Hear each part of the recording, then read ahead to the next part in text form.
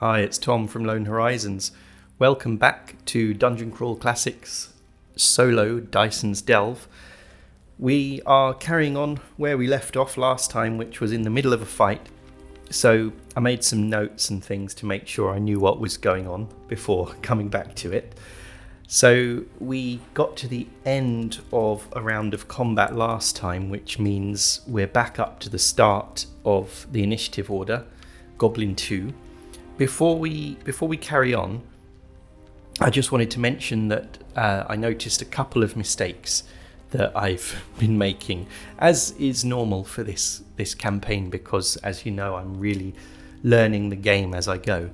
Basically, the first thing is crossbows are two-handed weapons. Heaver has a crossbow, and Myrtle the turtle has a crossbow as well, though he doesn't hold it in his two hands. It's strapped to his back in a kind of contraption that an engineer made for him. So using a two-handed weapon means you roll a d16 for your initiative die rather than a d20. So I've just updated that on this list here, so that should be sorted for future use. And the other thing was mercurial magic. Mercurial magic is something that affects all wizard spells, and we rolled for it when we learned Groban's original spells that he learned at level 1. What it is it's like a random effect that happens whenever you cast a spell, and the effect is different for each spell that the wizard knows, and it stays the same for that spell forever. And I just completely forgot about it, because it's an extra thing that you have to do each time a wizard casts a spell. And it's quite random, some of it is quite long-winded, but I thought we may as well just go back to using it because it's part of the rules and it just adds some chaos into the mix. So next time he casts a spell, we'll see how that goes. Anyway, to kind of do a recap, just in case it's been a while since you saw the last video, it's been quite a few days since I shot it. We are on level 2 of the dungeon, and most of the party, half the party, these guys are up here, and Ugmus and Orsiet, I forgot her name for a second, they are down here at this T-junction fighting Goblin 3.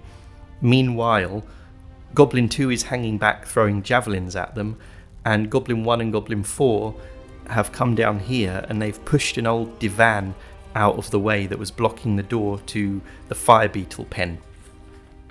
Now, these fire beetles have just been released, and it's a bit of a risky situation for us because there are 7 of them, and as you can see, some of them have quite a lot of hit points. So I don't want to take them all on, face to face in combat if we can avoid it. We have some options available to us. Groban still has his spells available, he hasn't lost any of them yet. Orsiet, I can't remember what the last spell she cast was, but I think whatever it was, it's not affecting things now, so she's got magic as well. We've also got ranged combat. I was also thinking Heaver, we could do a roll for her to hide in shadows. Like she could, because she's not in hand-to-hand combat with anyone or melee combat, that means she can break away from the fight and creep back down here, hide behind this corner here, and then sneak back out with her crossbow and shoot at these goblins or the fire beetles over here, and get a sneak attack, which means she automatically gets a critical on them if she hits in this game. Anyway, what we should do is get on with the fight. So Goblin 2, it's his turn. He's over here. I think he's thrown one of his javelins. Yeah, so he's got one javelin left and he's going to throw it. I can't remember who he previously threw it at. So we should roll to see who he attacks. We've got our 2 summoned giant ferrets up here as well, so that's good for us. If he throws it into the melee and misses, there's a 50% chance he will hit Goblin 3, which is pretty good. If he throws it over here, then that won't happen. So let's see, there's 1, 2, 3, 4. Would he really attack the sheep? I think they would be thinking, No, let's include the sheep. They're goblins. They're enraged. They've just gone wild, and they just attack anything they see right now because they've got a kind of bloodlust. If they kill the sheep with a javelin, they can just eat it afterwards. So we will include the sheep. So that's 8 people here. So let's roll a d8. Here it is. 5. So counting from left to right, from top to bottom, that's 1, 2, 3, 4, 5. He throws it at the giant ferret number 1, who has 3 hit points. Okay, so that is throwing into melee, which means if he misses, there's a 50% chance he'll hit Goblin 3. Great. Okay, so let's see, weapon -1 melee. So he roll his damage die as well. Save time. So okay, let's just check. What am I rolling for? Ferrets have armor class 13, and his attack bonus is -1. Oh, he just missed. Okay, so let's use that damage die for if he hits someone else. Goblin 3, that would be. So on a 1 to 2, he misses Goblin 3. On a 3 to 4, he hits him. It is a 1, he misses. Okay, so Goblin 2 has used his second javelin. So he now they don't have any other weapons actually. So he doesn't have a melee weapon to use. He'll just have to use his fists, which is good for us.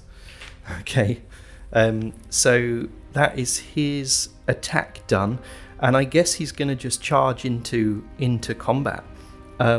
So would he charge now at Ferret 1 because he's just mad with rage, with goblin rage, or would he wait until next turn so that he can charge in and attack and not risk being attacked? Okay, let's just say 50-50 because we don't know. Because obviously the first option, running in now, leaves him at risk of being attacked. And if it was a player, they probably wouldn't choose to do that. So 1 to 2, he will charge in now. 3 to 4, he'll wait. 2, he does charge in. He's 20 feet away from the middle, so that is his maximum movement distance. So he runs in there at the ferret that he threw his javelin at. Okay, so now it is Groban the wizard's turn. So Groban is back here. Let's see.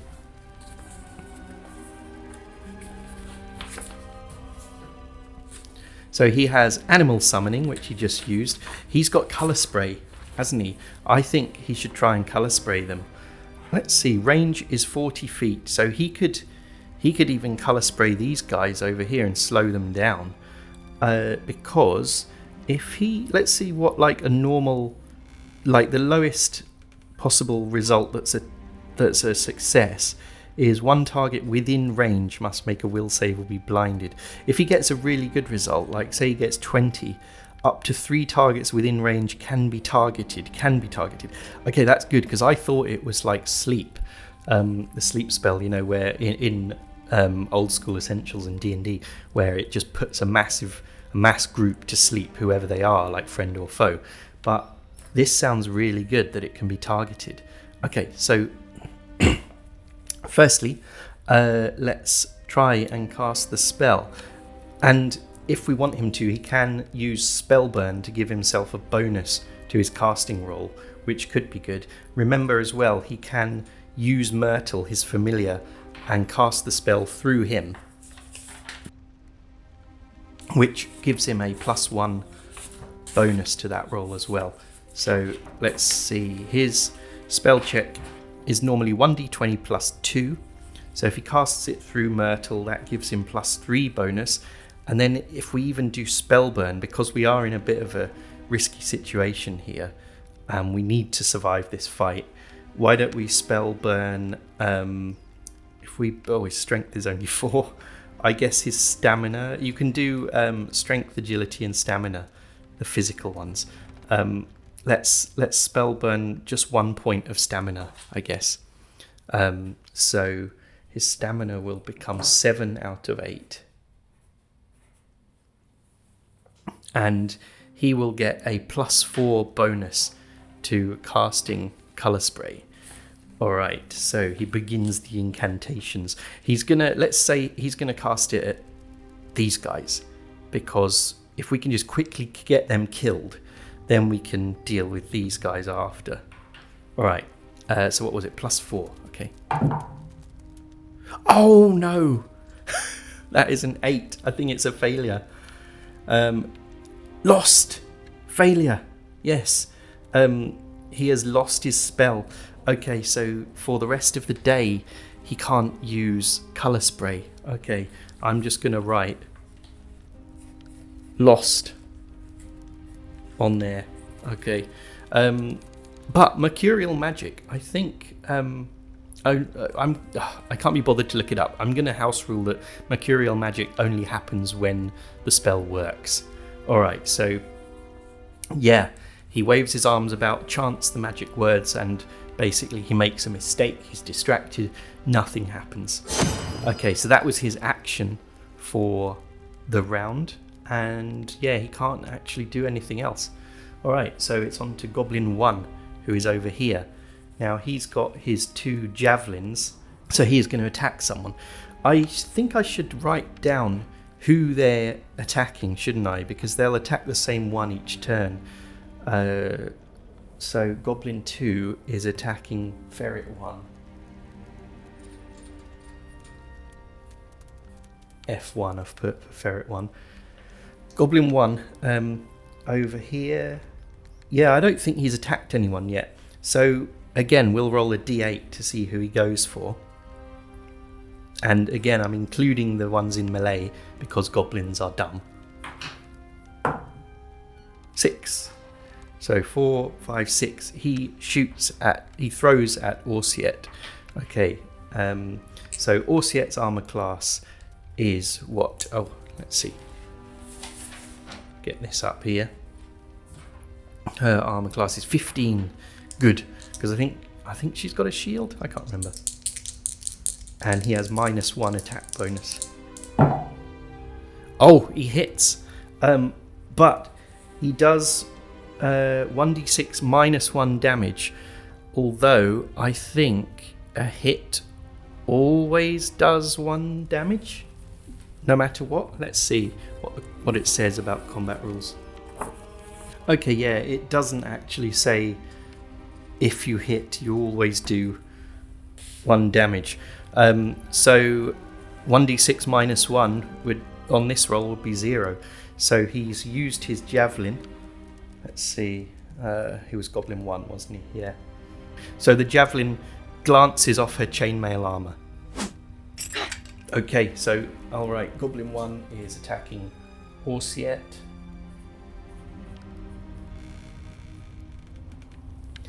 And it is now Heaver's turn. So what Heaver was going to do was exit the corridor, go around the corner, and attempt to hide, like come back and hide in shadows, basically. Come back hiding in shadows. And that will be her action used for this round.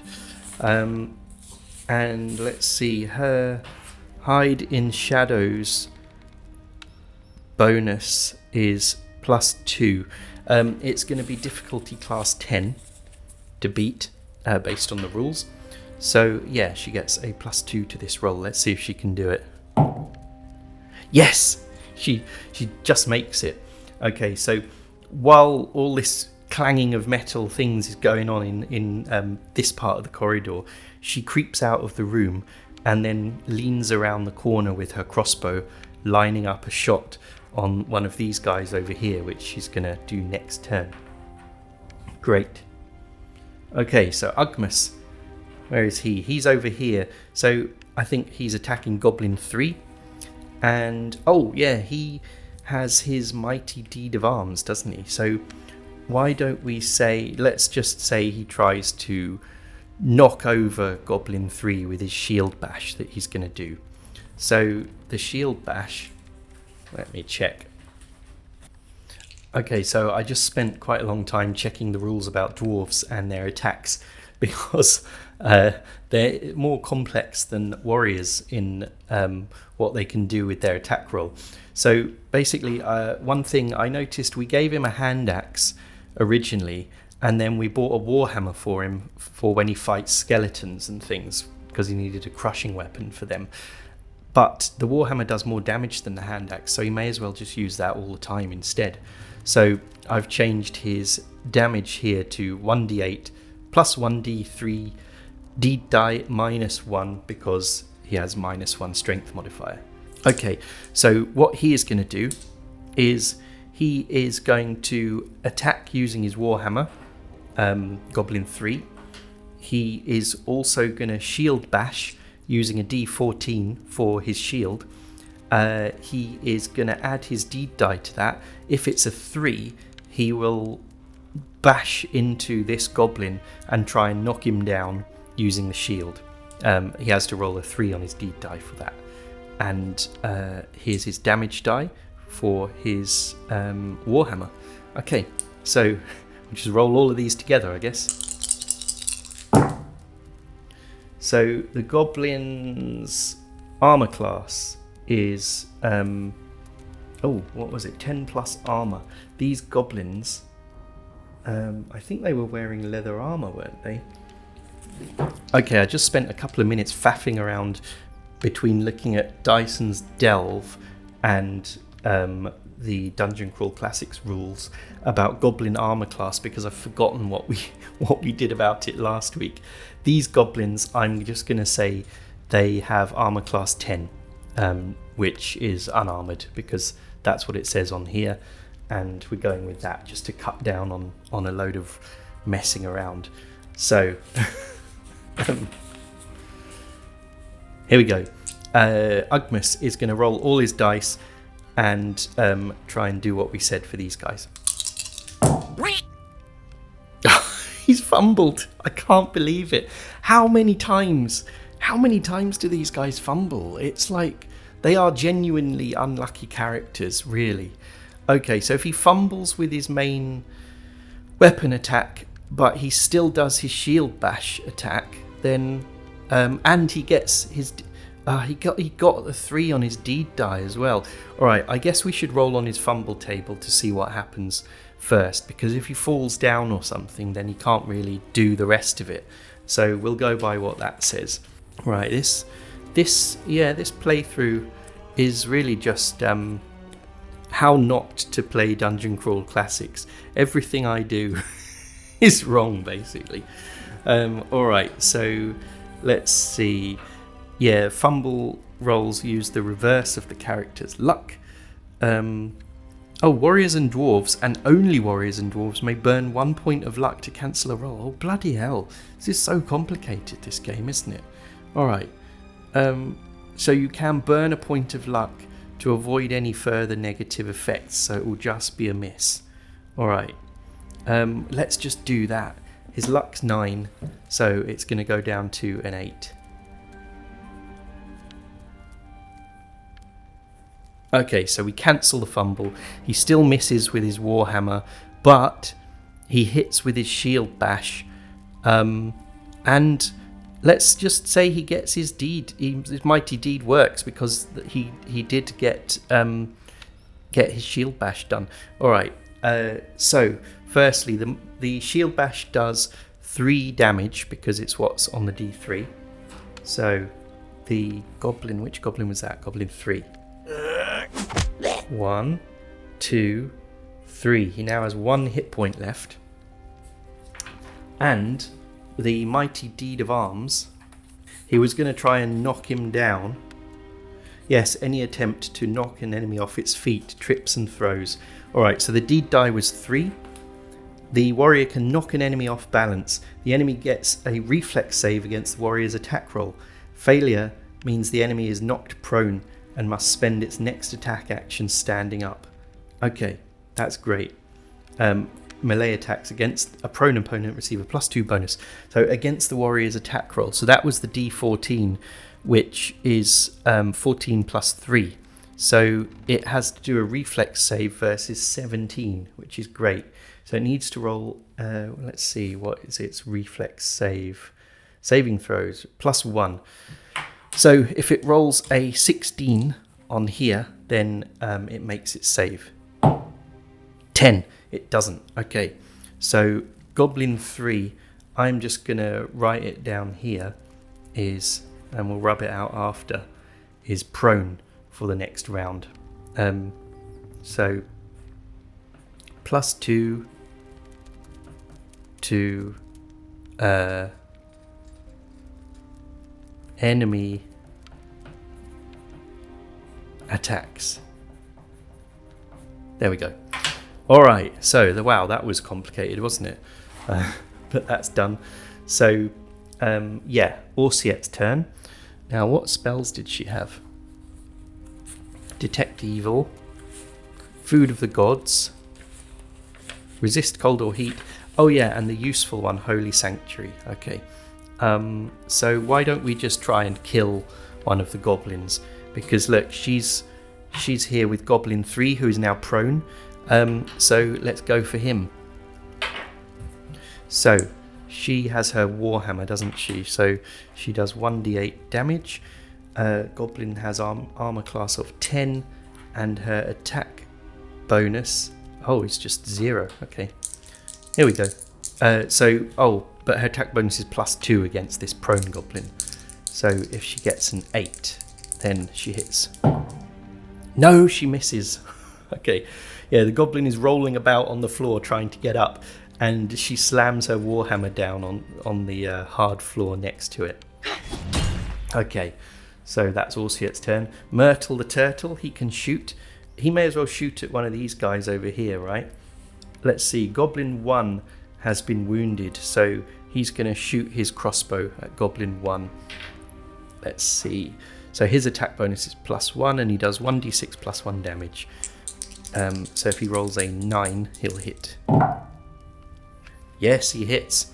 Okay, and he does 5 damage, killing Goblin 1, I think. Yeah, so let's see.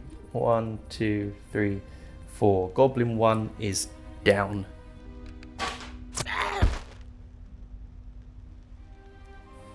Cross him off. Good, finally.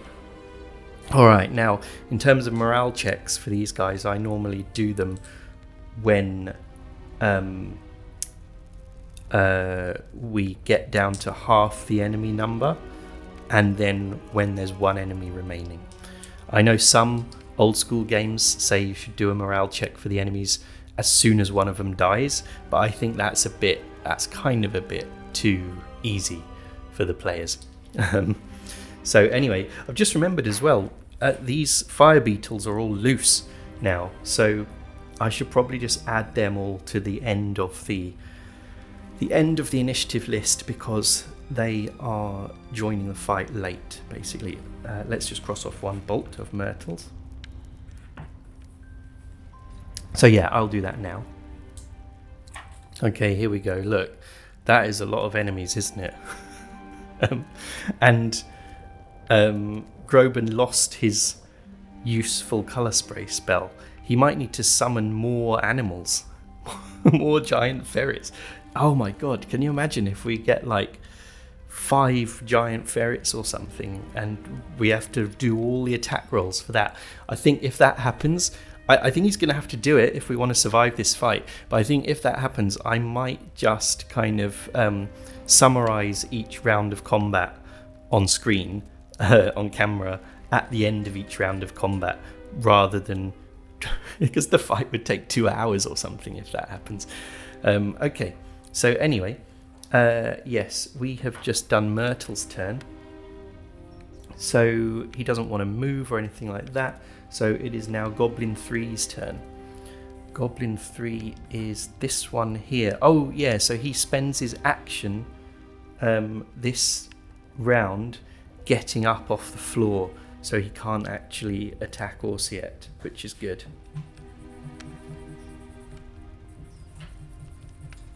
So he is now back up on his feet. Oh no, made a right mess here.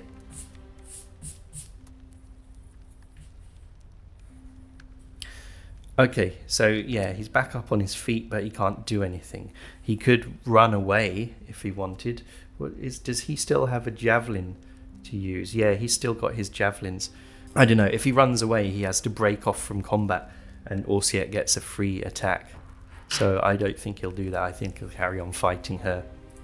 Okay, so Goblin 4 is over here. What's going on with Goblin 4? He's not wounded, and he's still got both his javelins. So he is going to throw one, and we'll do the same thing to determine who he throws it at. Roll a d8. 1, he throws it at Groban. That's not good. Groban's not very strong. Okay, so Groban's armor class is 11, and the goblin gets a -1 to attacks. Okay. So the goblin rolls a 2, hits armor class 2, so that's no good. So he misses, but I don't have to roll to see if he hits an ally because there are no allies nearby. And luckily, the rules do say you don't roll, to see if it hits any other enemy standing nearby. So we'll go with that. I can't remember if I've broken that rule in the past on a previous episode or not. So sorry if I'm being inconsistent.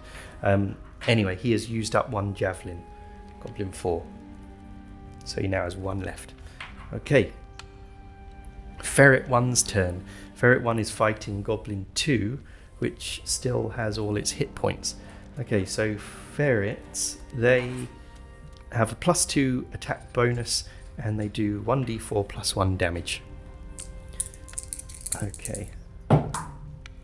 So he gets a 3. The ferret swipes with his claws, and the goblin just jumps out of the way. Ferret 2 these guys are all attacking these two. I know they're not on the paper. They're not. He's not next to him, but in terms of real space, he is. So he is going to attack Goblin 3. Let's see. Oh, who did Goblin 4 attack? Goblin 4 attacked Groban. So we said they will fixate on the first one they attacked, didn't we? So Goblin 4, unfortunately, is going to throw his next javelin at Groban as well. All right, so Ferret 2 anyway. Ferret 2 attacks Goblin 3. 12 hits, yeah, and he does 4 damage to Goblin 3, killing it. Amazing. Goblin 3 is dead. Alright, yeah, the ferret jumps at Goblin 3 and tears its throat out, killing it.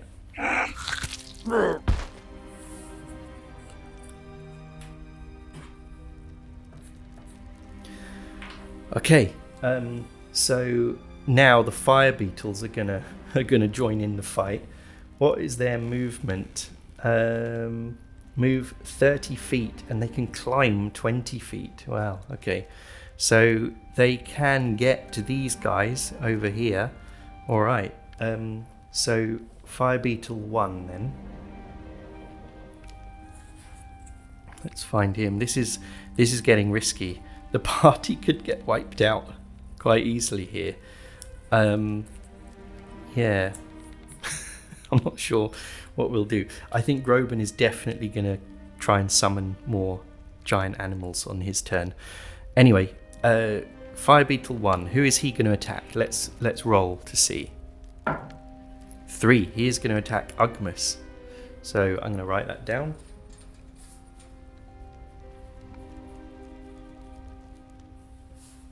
He is in combat with Ugmus. Fire Beetle 1 has 8 hit points.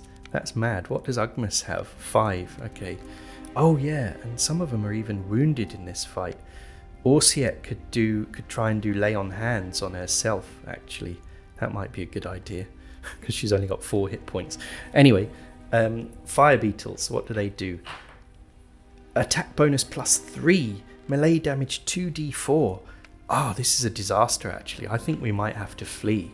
I think we may very well have to flee the dungeon at this point. Okay, so it is going to do +3 attack bonus to Ugmas. His armor class is 14 and 2d4 damage.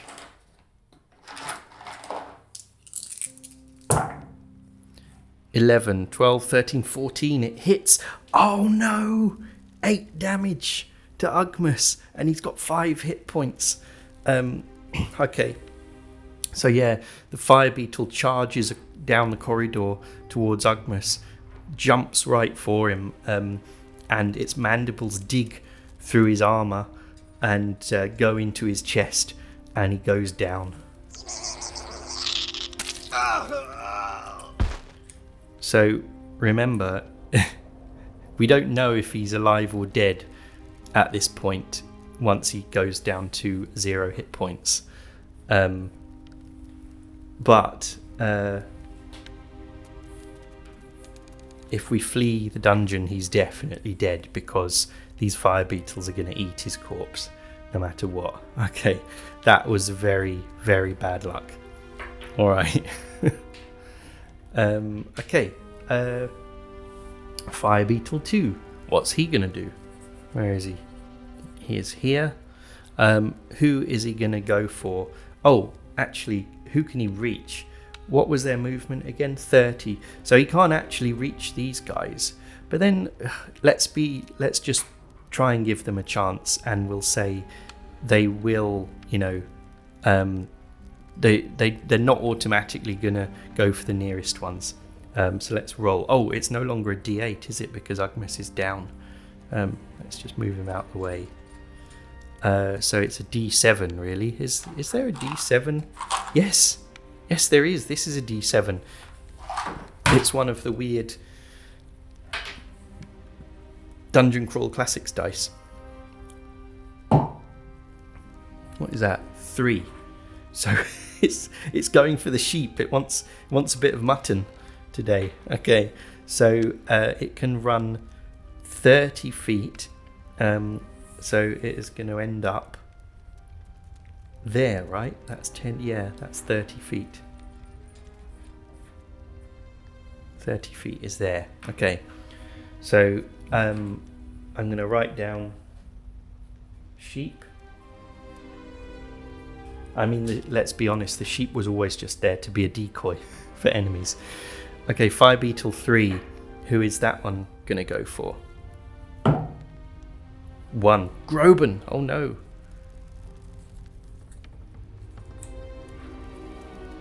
Fire Beetle 3. Groban.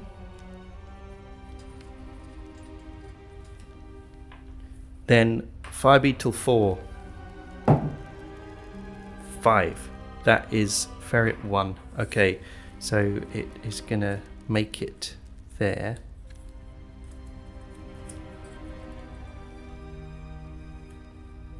And attack Ferret 1. So what does it do again? +3 attack bonus and 2d4 of damage. And Ferret armor class is 13. Okay. No, it misses. It snaps its jaws at the ferret, but it dodges out of the way. So that one is in combat with Ferret 1. There we go. Then Fire Beetle 5 is up next. Who is he going for? 5, that's the ferret as well. Okay. Ferret 1.